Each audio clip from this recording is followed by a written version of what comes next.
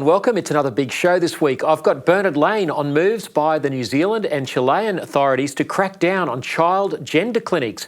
Economist Dr Rod St Hill on what Jim Chalmers' raid on the $230 billion future fund means for you and your cost of living. And Kirralie Smith talks about Binary's new book, Devastated. But first, Australia has dodged an anti-free speech bullet with the Albanese government's capitulation on its so-called misinformation and disinformation, the MAD bill.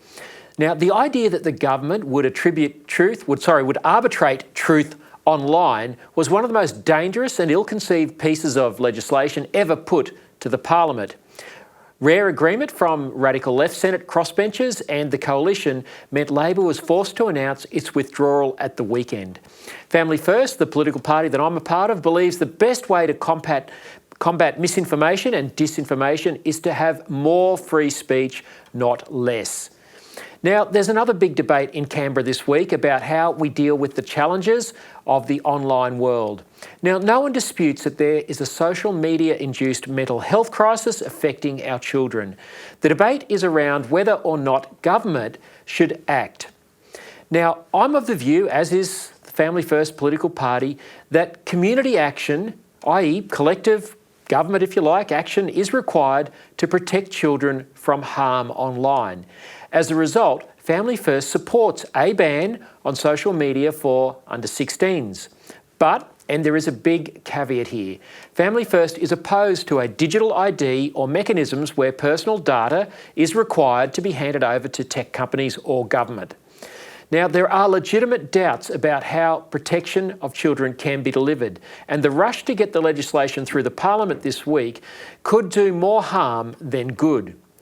Family First agrees with the renowned US sociologist Jonathan Haidt, who in his 2024 book, The Anxious Generation, details how a great rewiring of childhood is causing an epidemic of mental illness. You'll hear later in the show from Kirralie Smith about how that's contributed to gender fluid ideology and children wanting to change their genders. That's just one of many negative effects of underage access to social media.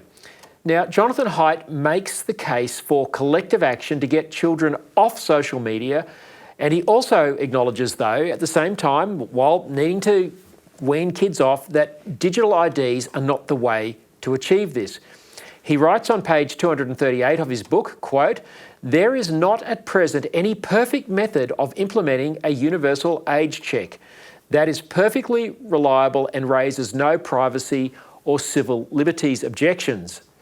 Now, Haidt advocates for requiring device manufacturers to produce a way for parents to mark their child's phones, tablets and laptops as devices belonging to a minor. He also says blockchain tokens, which carry no personal information, could also be explored. And I know that was discussed in the media here in Australia this week. Now, the Online Safety Amendment, Social Media Minimum Age Bill 2024, as it's called, is expected to be voted on in the Parliament in Canberra this week and has the support from the Coalition, despite unrest about it becoming a Trojan horse for digital ID. It seems the bill leaves the work of developing a mechanism to verify age up to the tech companies to sort out later.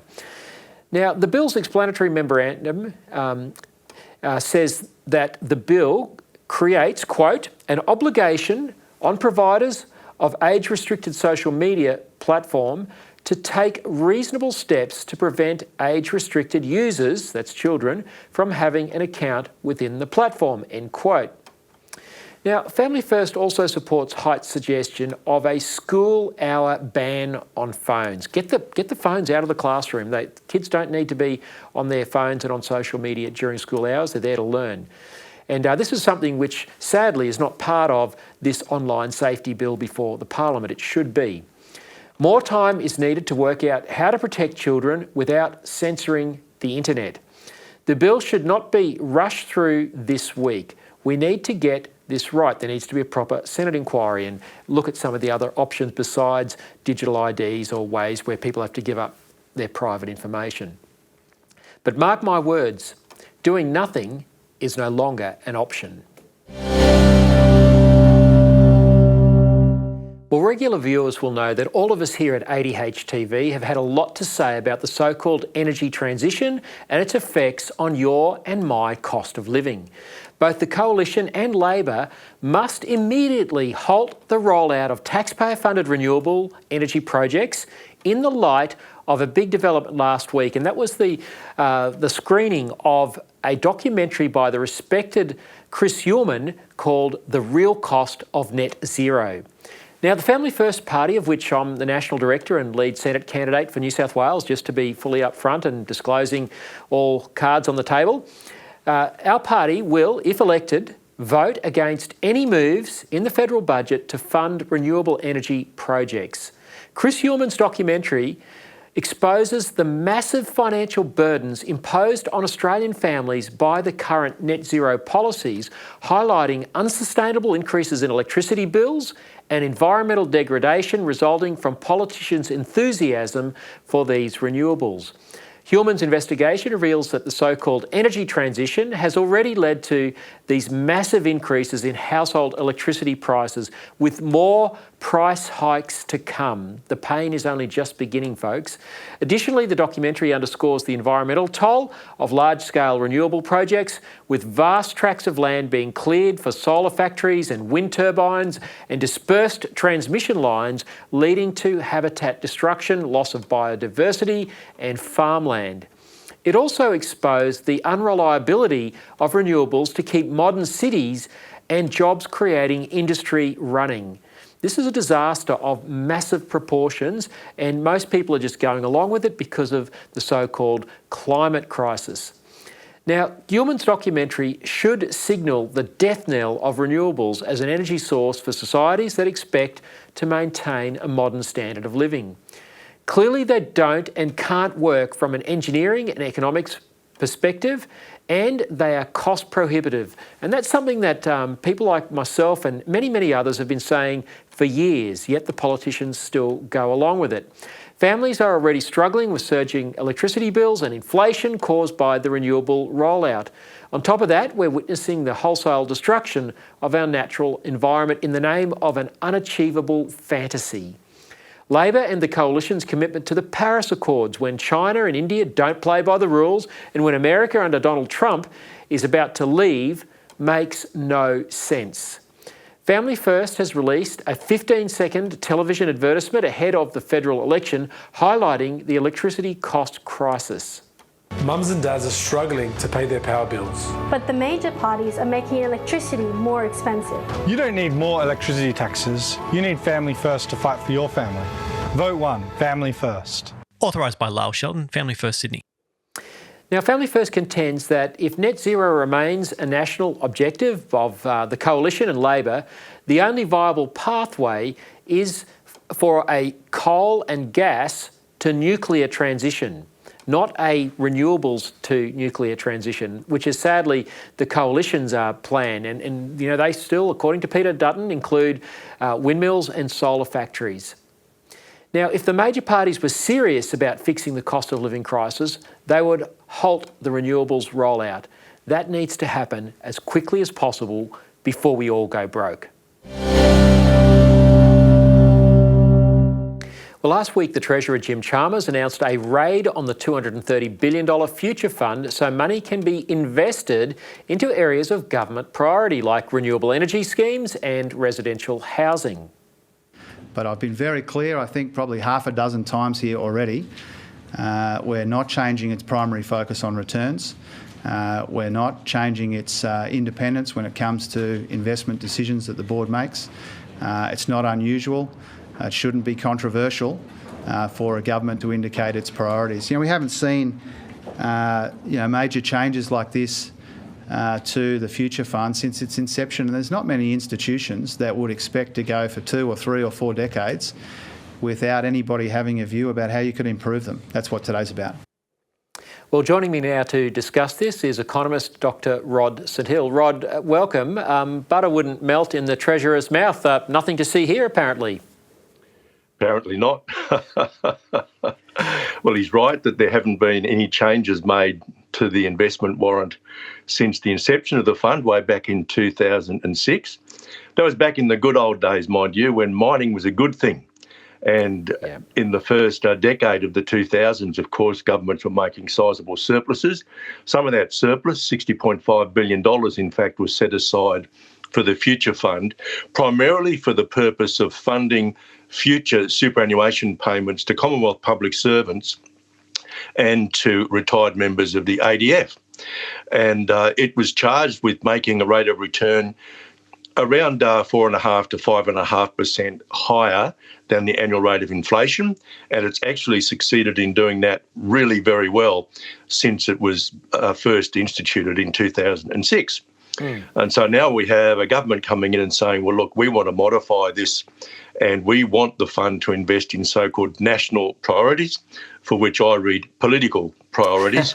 And these are things that the government no longer wants to fully fund on its annual budget. In other words, they want to hide it from people. So they are making a raid on this very important, I guess, sovereign wealth fund people have referred it to. I'm glad you explained the purpose of it. It covers the Commonwealth public servants' pensions and the Defence Force pensions. Really important that that's funded properly. But if the government's now changing these priorities so that it can put money into, green energy schemes and residential housing, what effect is that likely to have on the returns of the fund? Most likely, in the long term, it will reduce the average rate of return. It's as simple as that. Now, is that because the sorts of national priorities that Jim Chalmers has identified, political priorities, as you, I think, rightly said, that these are unlikely to be return-generating ventures? They're likely to be loss makers? Well, look, essentially, if they were really good investments, the private sector would be there already in spades, and they're not. Government is having to fund these areas. Look, housing is one of those areas which is really a government responsibility. Our problem at the moment and for the foreseeable future is lack of supply. No matter what you tell the investment fund to do, it's not actually going to be able to alleviate the housing crisis. Yeah, so really the issue there has got to be releasing more land, getting rid of red tape. Absolutely. That sort of thing. We've got to deal with the supply side. Absolutely, Lyle, 100%. Yeah, rather than throwing money after it. My concern with the green energy schemes that he seems to want to spend future fund money on is that if there is to be a return on those sort of investments, that would have to come off the back of your and my electricity bills, wouldn't it? Well, that's what's happening now and will for the foreseeable future. There's no doubt about it. The cost of the transition to renewables is much higher than certainly the government anticipated. The sorts of figures that are being thrown around now are $650 billion. And look, that's huge. That is absolutely huge. And as I said, if these things were good, profitable investments, the private sector would be undertaking this in spades. And they're not. That's right. But look, I guess my point is, and I'm no economist, that's why I've got you on the show, Rod, but if money's to be invested from the Future Fund into, windmills and solar panels, surely any return that they might generate comes from the hip pockets of people who pay electricity bills. Well, we're putting pretty sizable subsidies into these things. So you're quite right. Ultimately, we are the ones who are going to pay for this folly. There's no doubt about it. So the Future Fund, people might say, well, that's just a big pot of money for public servants' retirement and Defence Force retirement. But how does the government's raid on this fund, how could that then affect other Australian taxpayers? Well, currently, those pensions are being paid out of the general revenue of the government, which is funded by general taxation. So company tax and income tax are what funds it currently.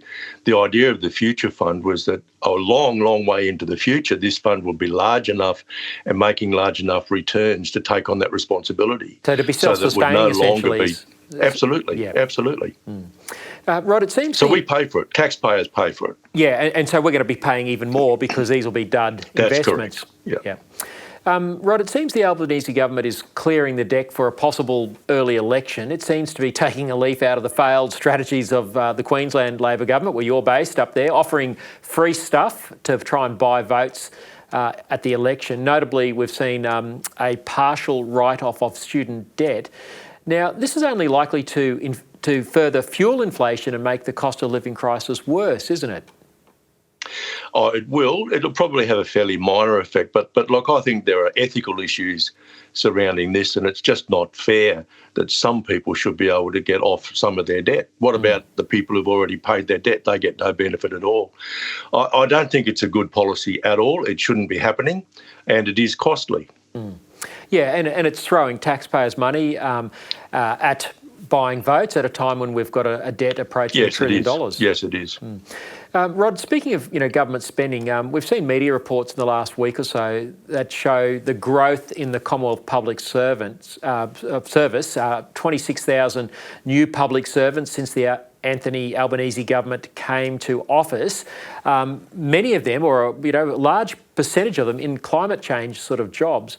Labor's staff spending spree has added an eye-watering additional $5 billion in recurrent spending at a time when, as I said before, our debt is approaching $1 trillion. Is it possible to take the government seriously on cost of living when its spending seems to be out of control? Well, look, they have priorities. They know they're not going to be in for all that long, 2 terms at best, quite possibly 1 term now. So they're rushing headlong to get their pet policies in place at the cost of high inflation. It's as simple as that. Yeah, but that level of public servants and the increase in staff that the Commonwealth is paying for, that has to have an inflationary effect, doesn't it, as government expenditure increases? Absolutely. Yeah. We should be trimming government spending in total, not increasing it. There's no doubt about it. Yeah, so the government's pinned its hopes on a interest rate cut early in the new year so that it can go to an election claiming its economic policies are working.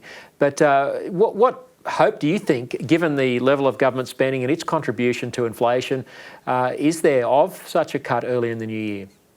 Look, I wouldn't be banking on an interest rate cut until midway through last year. Through next year. Not last year, sorry, Yep. Through next year. I don't really think we're going to get much before the election, that's for sure. That'll be a disappointment to the Labor political strategists. Rod, It will be. Look, the Reserve Bank has been resolute in fighting inflation because they know the long-term consequences of it. Yeah, you and I have spoken about this before, but to me it seems terribly unfair that people with mortgages have to bear the brunt of the inflation fighting while the government goes on its merry way with undisciplined spending, which also contributes to inflation. Well, look, as a professional economist, I consider this kind of economic vandalism as moral failure. And I think we're seeing moral failure on the part of the government. They refuse to cut their spending. In fact, they're expanding spending. We're going to be left with a government which is much larger as a size of our economy than was the case under the previous government.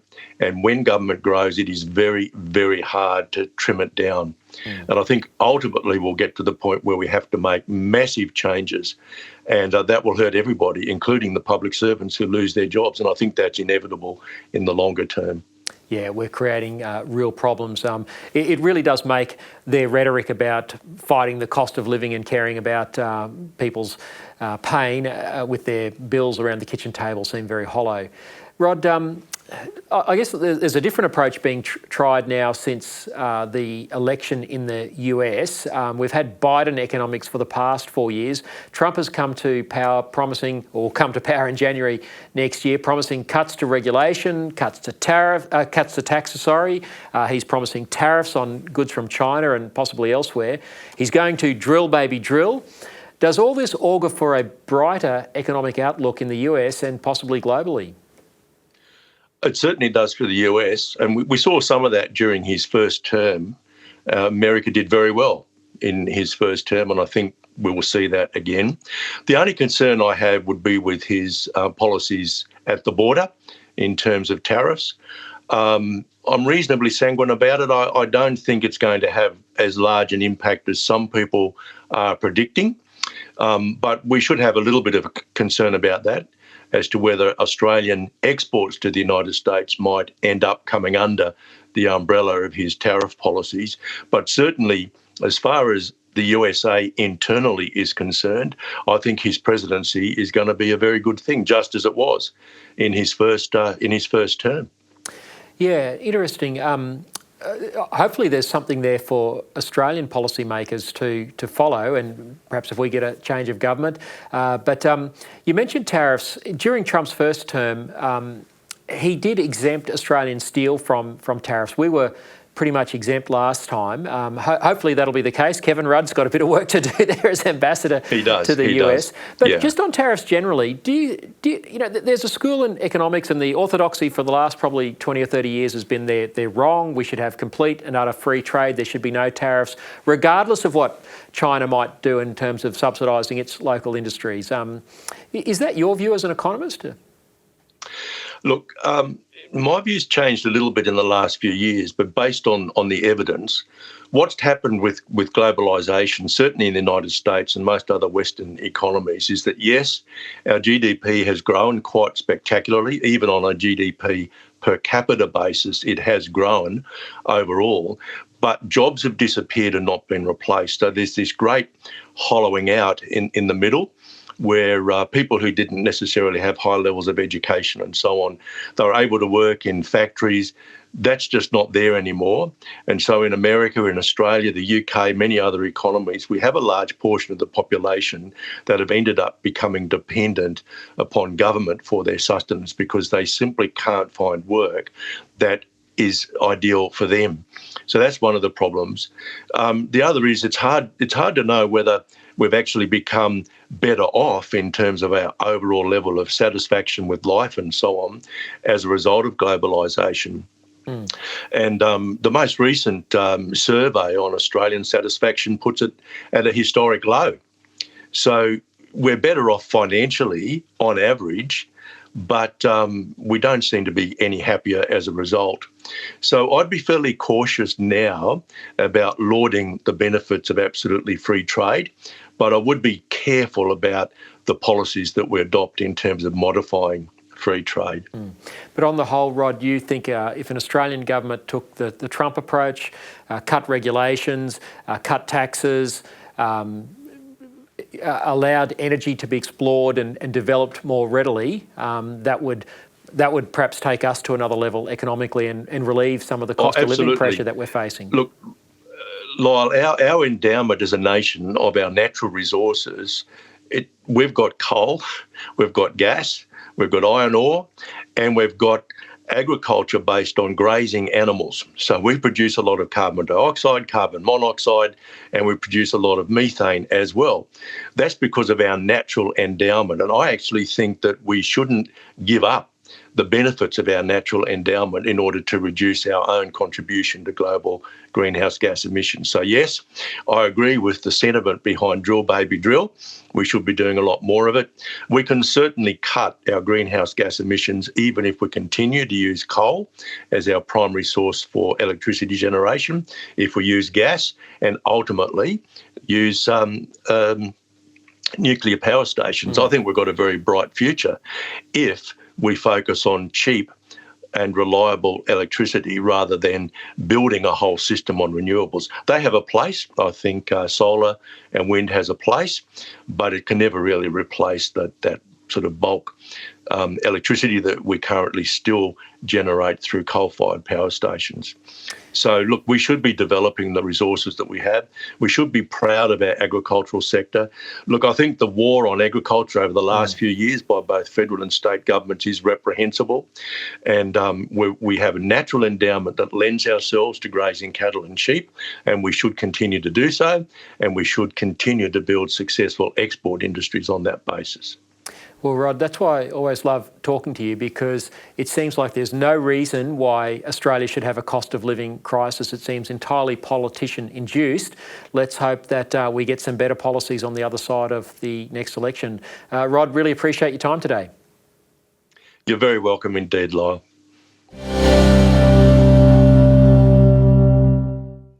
Well, the Greens are preparing to force a showdown in the Senate this week over the Human Rights Children Born Alive Protection Bill, a critical piece of legislation championed by Senators Matt Canavan and Alex Antic and supported by Family First.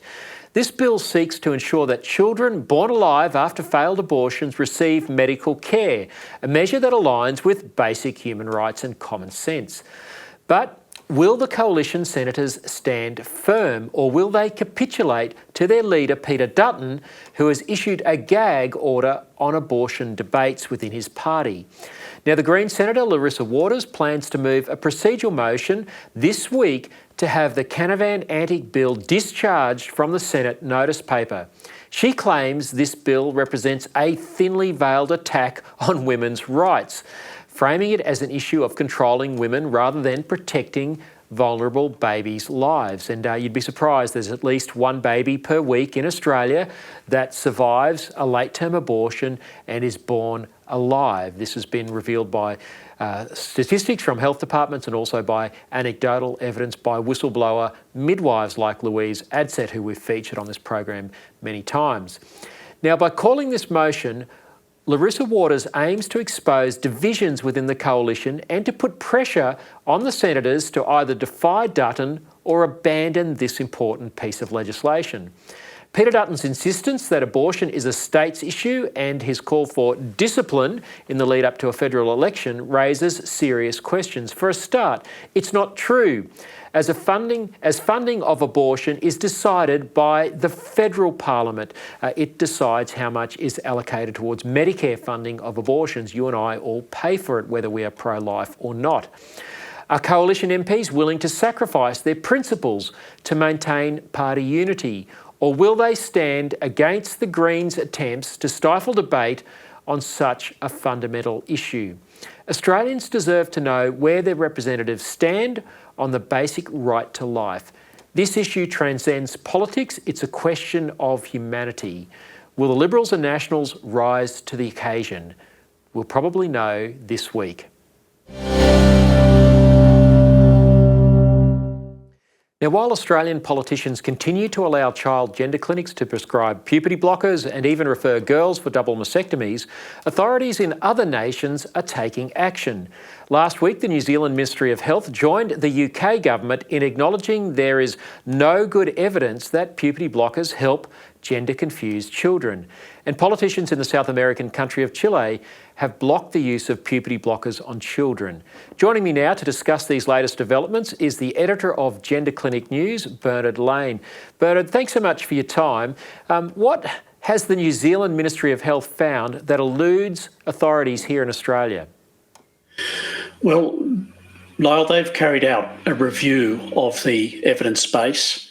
That evidence base is the same internationally, and so it's no surprise that they've concluded that the evidence for puberty blockers, cross-sex hormones for minors with gender distress is of very low quality, very low certainty. So New Zealand joins the club of Finland, Sweden and the UK, where those evidence reviews have all been carried out.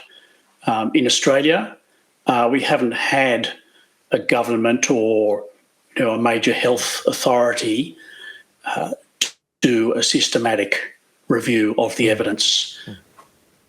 Now, if I read the documentation from the New Zealand Ministry of Health correctly, they're proposing some action off the back of this, aren't they? Well, they certainly are proposing to get some headlines suggesting that there may be some action. But I think that it's far from clear that there will be more restricted use of puberty blockers or more careful use of puberty blockers. There's two documents here.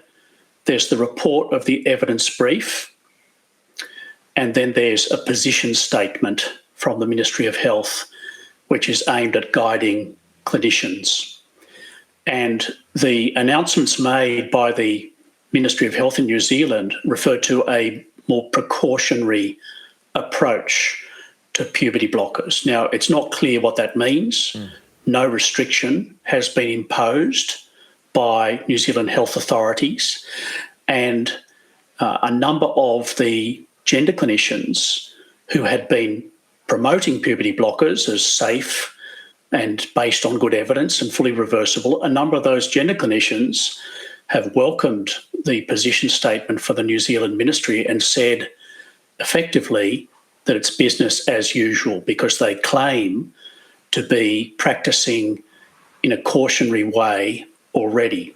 Do you think that's right, Bernard? I mean, that doesn't seem to bear with the sort of practice that we see happening from many of these clinics. I think there's plenty of reason to be sceptical about it. They, like the ministry, have been caught out. There's a degree of covering the tracks. It was only as recently as mid-2022 when the ministry, along with all the gender clinicians, was claiming that puberty blockers are safe and fully reversible. Now that same entity, the Ministry of Health, is telling us, well, we had no basis for making that claim. So they're recommending a precautionary approach, which is a significant shift, perhaps. As you say, there's probably some track covering going on there. If gender clinics in Australia, I'm thinking of Queensland, Victoria, the ACT, now New South Wales, where the so-called gender conversion laws have been passed, if the gender clinics try to take a precautionary approach in those jurisdictions, could they be potentially in breach of the law? I really don't know, Lyle. And it's one of the problems of this area is what would a precautionary approach look like that fell short of ending the routine use of puberty blockers? The problem with New Zealand is that, like those other European countries I mentioned, they have carried out an honest enough review of the evidence, and they've said that the evidence cupboard is bare. But then they have not gone to the next step, which we've seen in those European countries, which is the logical next step, which is to restrict or end the routine use of these medicines with minors. The New Zealand government are fudging it. The position statement is so vague, the talk of a new precautionary approach is so vague that the gender clinicians who by definition have not been practicing in a precautionary way because they were claiming and presumably telling the patients that the evidence was good, that these puberty blockers were going to help these kids. And so they're saying business as usual. It's true that New Zealand has gone one step further than Australia in the sense that in New South Wales and in Queensland, we've had government-initiated reviews of the evidence, or in Queensland's case, a kind of an audit of the gender clinic at the Queensland Children's Hospital. And both those ventures by Queensland and New South Wales health authorities have not been open and honest about the weak state of the evidence base. New Zealand has been honest about the weak state of the evidence base. It's true that the New Zealand announcement from the ministry says that the government wants us to look at whether or not we need more regulation of puberty blockers. Now, this is a rather odd way to go about it. So they're having a public consultation whereby anyone, but presumably the kids and the parents who really want puberty blockers, can go in there and say, oh no, there should not be any more restrictions. It seems an odd thing for a health ministry to do if they've taken the trouble to look at the evidence base and they found it wanting, but then they throw up their hands and say, well, we don't really know whether or not we need tighter regulation. Let's ask anonymous people on the internet. Yeah, it seems like there's still a long way to go in this debate, but as you say, some significant progress. You track this probably better than anyone in this country. Have there been any calls amongst the health community for a similar sort of honest review in Australia? Yes, there have been multiple calls for some kind of review or some kind of inquiry. They've been stonewalled. There was one advice, I suppose you could call it, review and advice by the Royal Australasian College of Physicians to the former federal Health Minister, Greg Hunt. And in my opinion, that was a total misfire. The advice that was given Hunt was vague and lacking in all credibility. Gillian Spencer, the whistleblower psychiatrist from Queensland, She has been seeking a proper review, for example. The National Association of Practicing Psychiatrists in Australia has been seeking a proper inquiry. So there's no shortage of voices calling for a proper review in Australia. There's been a change of government in Queensland. It'll be interesting to see if that brings a change in the approach to this question.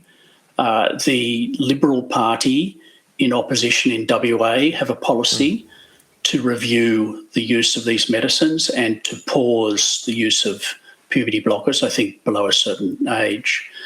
The New South Wales Liberal Party at the level of the party machine has adopted a resolution which is critical of youth gender medicine. So I think that this issue is gradually becoming better known in Australia. A lot of it is still grassroots, but people who are worried about it, clinicians, researchers, parents, have been talking to their local members. They've been writing letters. So I think that, and there's more politicians aware of it now too. I mean, if you consider the situation today, there's probably, I would think, at least a couple of dozen politicians in federal and state parliaments who are quite well across the issues. No, that's right. It still hasn't got to a tipping point as yet, but perhaps this New Zealand audit might nudge us closer in that direction. It must only be a matter of time, Bernard, before we see medical negligence cases being brought against these gender clinics, given this evidence internationally, which is all corroborated, as you said earlier. Surely those who are conducting this, what can only be called an experiment on children, they must be worried about their future liability, surely. Oh, yes. I think that behind the scenes at the gender clinics in the children's hospitals in Australia, there will have been a lot of activity involving lawyers and working out legally defensive ways of describing what they're doing in public. There have been a number of cases in the Australian Family Court which are not medical negligence, but they nonetheless have the potential to hold the gender clinicians to account and to raise the question seriously whether or not these medical interventions do serve the best interests of a child. Bernard, our time's running out, but you've also been reporting on the situation in Chile, where at the political level there's been a backlash against the health advice on this. What can you tell us?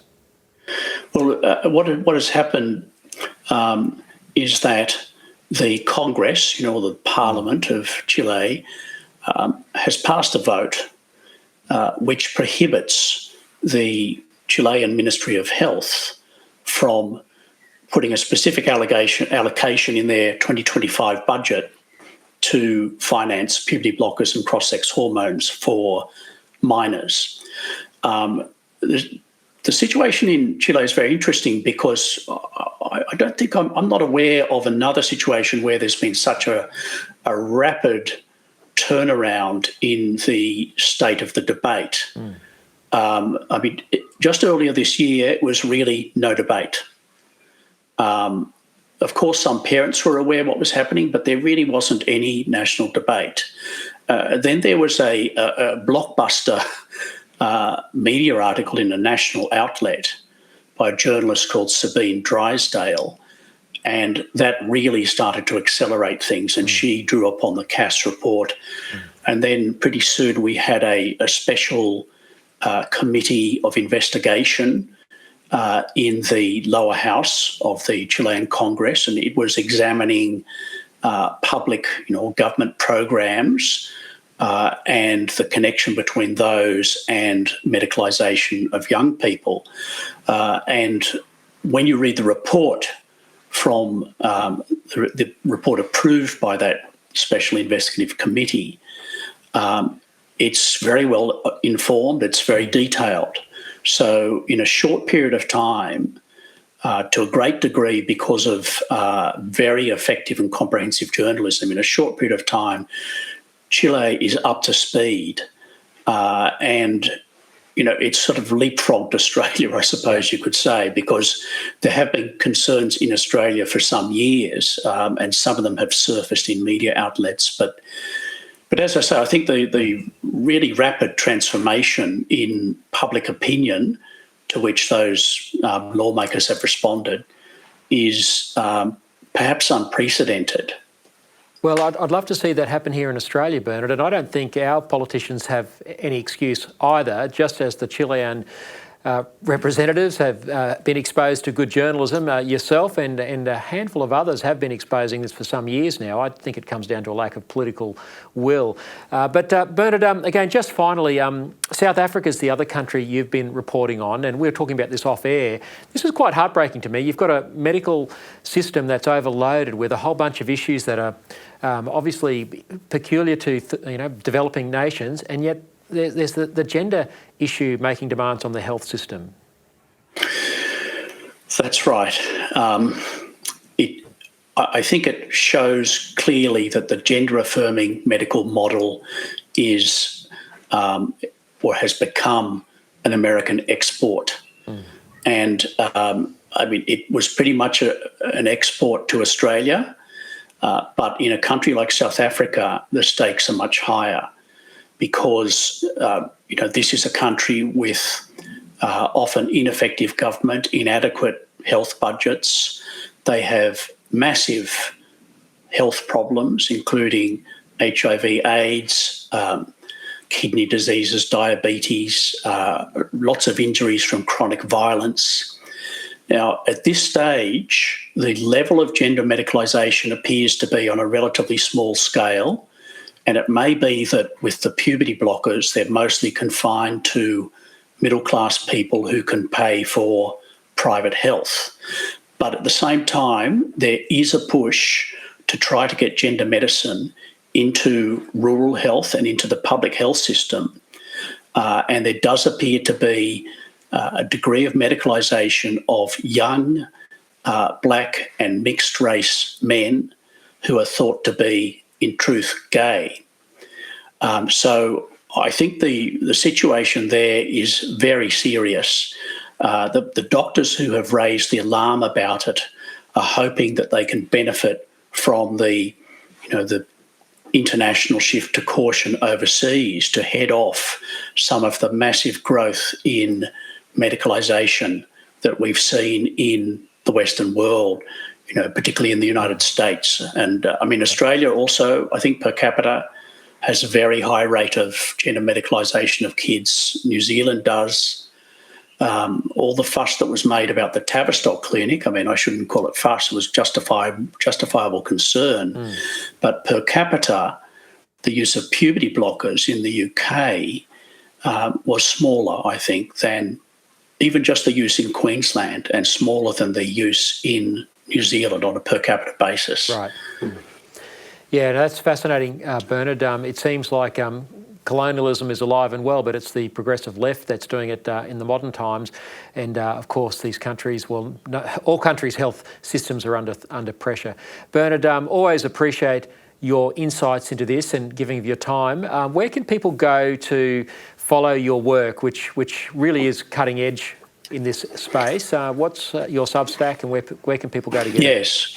Well, it's called Gender Clinic News, and I publish maybe 1 or 2 articles a week. If you just Google Gender Clinic News, you'll find me or my name. It should turn up. And all of my reporting is freely available, because I think this is an area where the media has failed to such a degree that there needs to be a kind of a corrective of public service journalism, because parents and clinicians have been misled by poor media coverage. Yeah, that's a scandal of modern media. Not only is this a medical scandal, it's a scandal of journalism. And I think so many parents and ordinary Australians are so grateful to your reporting and the fact that there's an alternative media voice. Bernard, again, thanks so much for your time. Thanks, Lyle.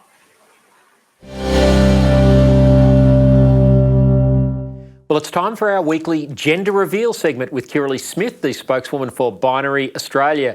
Kirralie, last week on the show, we briefly mentioned Binary's soon-to-be-released book titled Devastated, How Gender Ideology is Tearing Australian Families Apart.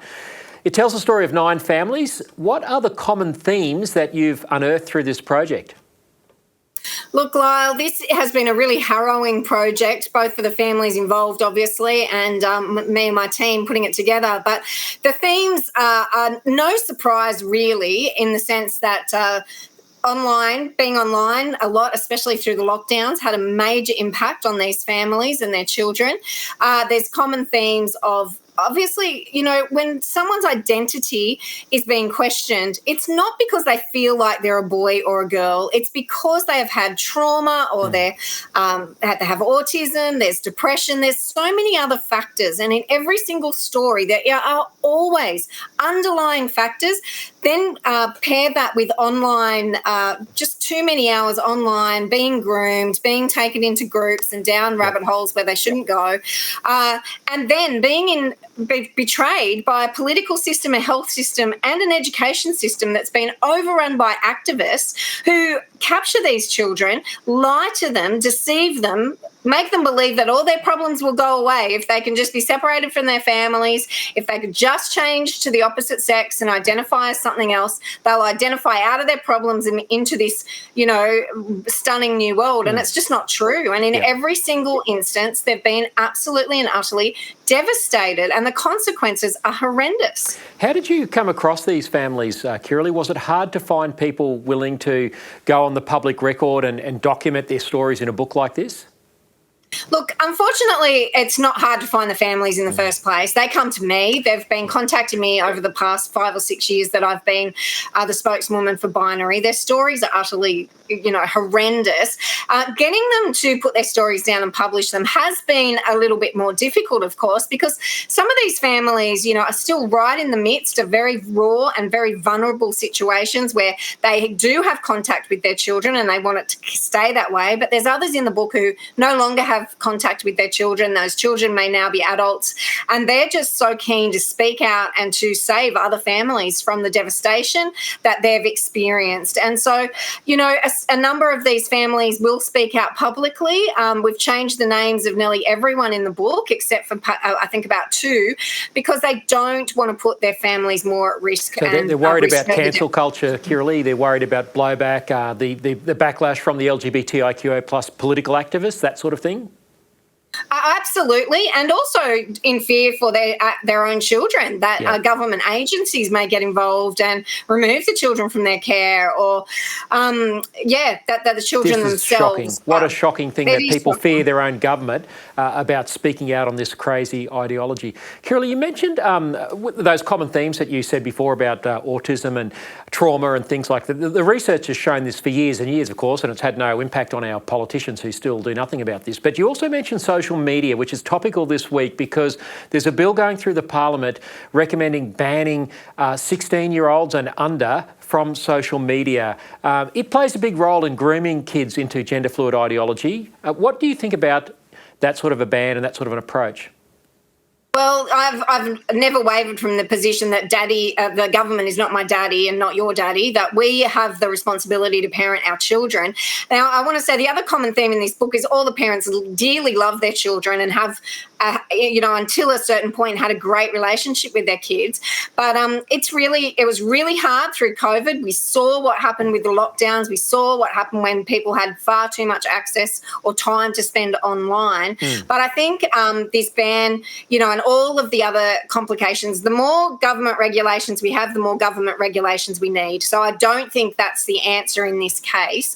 But there has to be more education for parents, more awareness for parents in understanding what they allow their children to have access to, because it is extremely harmful. Yeah, absolutely. Kirralie, the book's being launched this week in Canberra. How can people get a hold of it?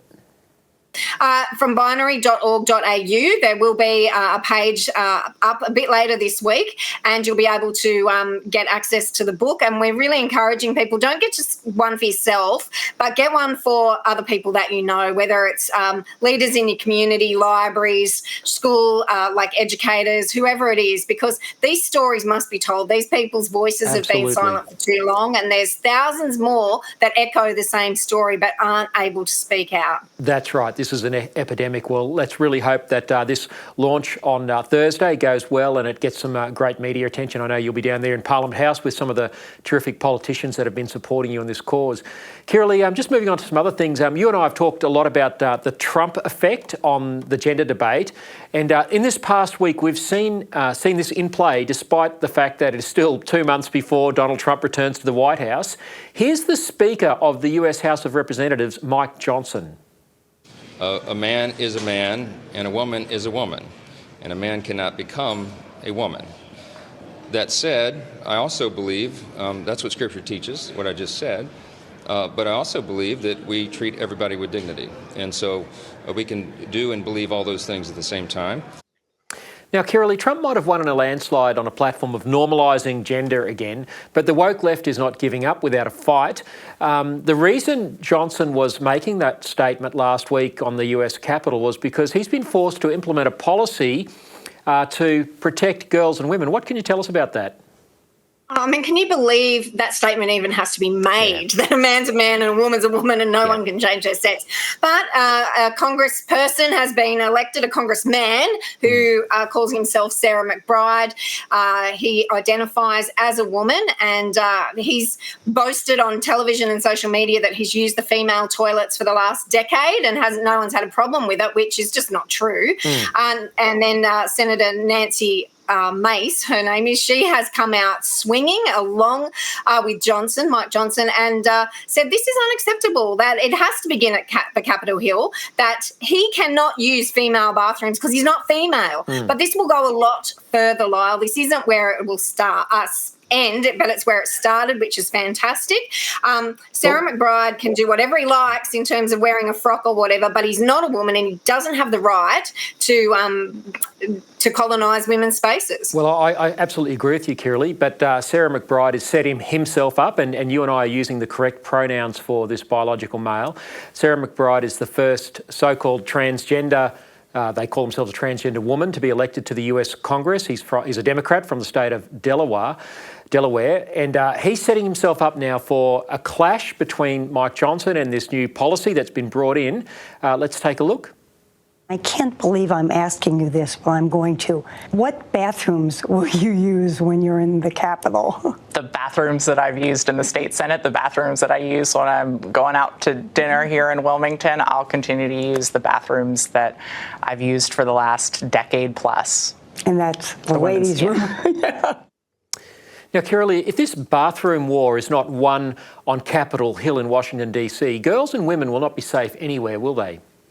That's correct. Like, male entitlement doesn't give you the right just to colonise or dominate in women's spaces. And whether it's the bathroom, the sporting field, the rape crisis shelters, prisons, wherever it is, males are not female. We have the divisions in certain places for specific reasons, and that's for the dignity, safety and privacy and fairness of all, not just women, but men and women. And so this battle has to go all the way. I'm confident that Trump and others now, because of the Trump effect, will have the courage and the fortitude and the integrity to follow through and to ensure that women's spaces are for females only once again. Well, Sarah McBride takes up his position on January 3 when the new Congress comes into play. Do you think we'll see a situation where Mike Johnson, who said that this new policy is enforceable, where we could see a situation where the Capitol Police are called in to take Sarah McBride out of the women's and girls' bathrooms on Capitol Hill? Oh, look, well, nothing's beyond the US, is it? Like, the craziest things come out of that place. So it's quite possible. It's already been made clear to Sarah McBride that he has access to many, many toilets, That's including right. the one that will be in his own office. So it will be a political stunt if he does that, and he will be called out for it if he does. Very good. Well, we'll certainly continue to follow that story. Kirralie, all the best with the launch of the book Devastated on Thursday at Parliament House in Canberra. We'll look forward to chatting to you about that and other things again next week. Thanks for your time. Thank you so much for your support, and I look forward to it, Lyle.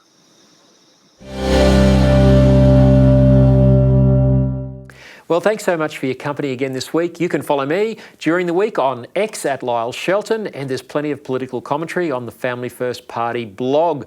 That's familyfirstparty.org.au. Don't forget you can make ADH TV your home of common sense news and uncensored analysis. Thanks to Charles Noble and Dominica Fernal for production. Until next week, keep speaking up and keep pushing back.